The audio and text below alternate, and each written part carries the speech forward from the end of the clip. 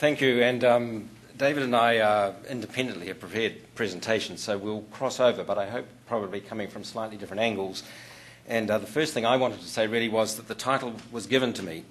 I looked at it and thought, as being on a benefit bad for your health, and in some senses it didn't quite fit with what I want to talk about. But I think it does provoke some thought. So I've taken the title and I'm going to move through it from that position.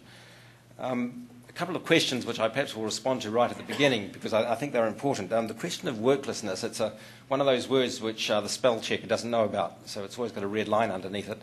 And it's one of those ones that's been invented in recent times by researchers essentially who, as I've seen it, have defined it in their own way.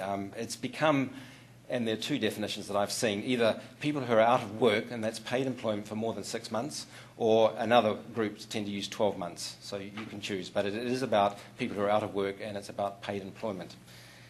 The other thing I would respond to in terms of paid employment or the question of what we're talking about here is, in fact, it's not about paid employment. It's about having a sense of self-worth. And that is often, and in fact, for most people, that comes from being in paid employment. I think we should make that point because we need to look at the things we can do as opposed to getting caught up in the bigger picture which may stop us from doing anything at all. And I'll come back to that right at the end. So there are a lot of people in paid employment who are not being managed well and are being disadvantaged because of various factors in the system. And I would like to look at some of those and talk about those. We can debate the issues about what the definitions are, but let's look at the things that we might be able to do. But I hope that clears up some of the definitions from my perspective anyway. So my journey in this really began, I've worked for ACC since 1992, and this was an editorial in the British Medical Journal. I'm sorry you've had to had two medical practitioners, one after the other, but that's the way it goes. I read the British Medical Journal, and in 1992 I saw this editorial, and I was just beginning with ACC, and it was of interest, and it caught my eye. I came back to it just about 18 months ago when I found it in a drawer as I was going through some old papers, and I thought, I hadn't really realised what this was all about at the time, but you'll see. And Richard Smith, who was editor for the BMJ, wrote this editorial which he used Albert Camus' quote there, "Without work, all life goes rotten." And he was talking about unemployment, which was very high in the United Kingdom at that time, raises the chance that a man will die in the next decade by about a third.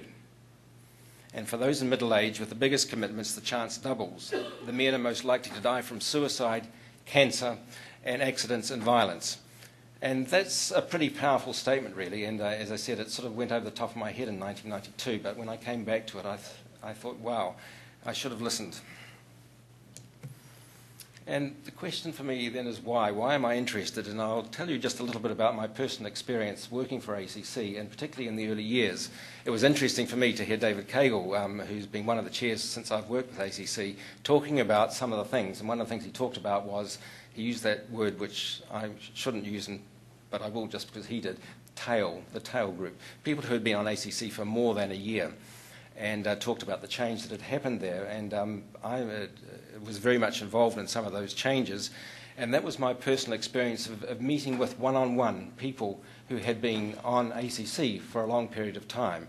In fact, the group that I looked at was a group of some nearly 25,000 people at that stage who we randomly pulled from our files, who had been on ACC for more than 5 years, but who had an impairment as measured for the purposes of a lump sum, which people would have had done, of less than 10%. Now, impairment and disability are different things, which I think most people in this room readily understand.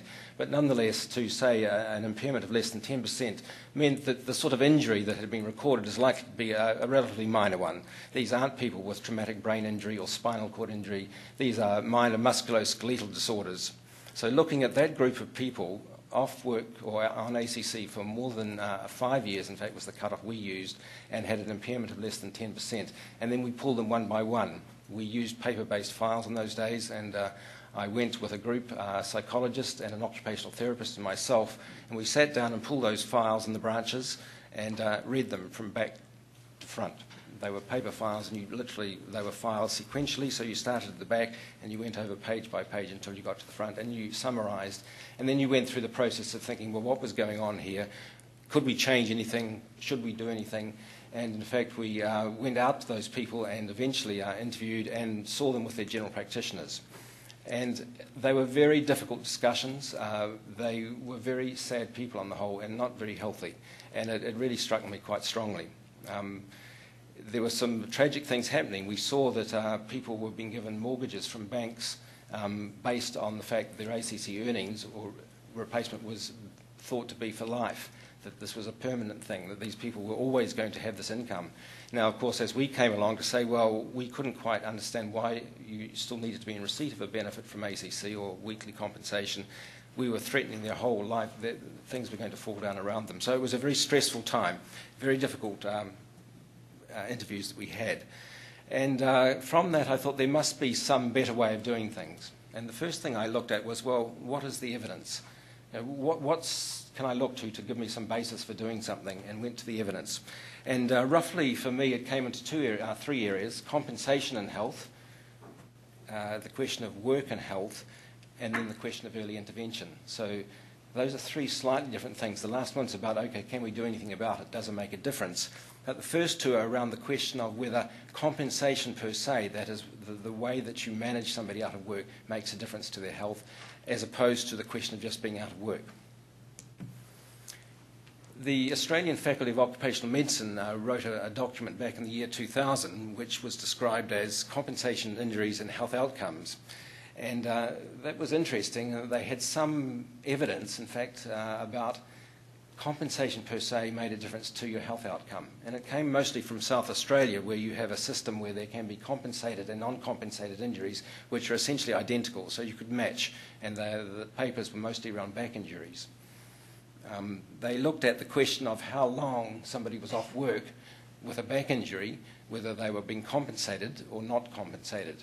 And in fact, the differences were quite striking. So those people who were being compensated in South Australia at this time were spending on an average 15 months out of work. For matched back injuries, for those people who weren't being compensated, the number was 3 months. And that was interesting. Then I looked further and discovered there are a number of other papers that looked at things like healing of fractures. So fractured scaphoid, a wrist bone that can be broken, they found that people heal more quickly if they're not being compensated as if they are being compensated. And you start looking at these papers, and there's actually quite a lot of them. And you think, well, this is, what is going on here?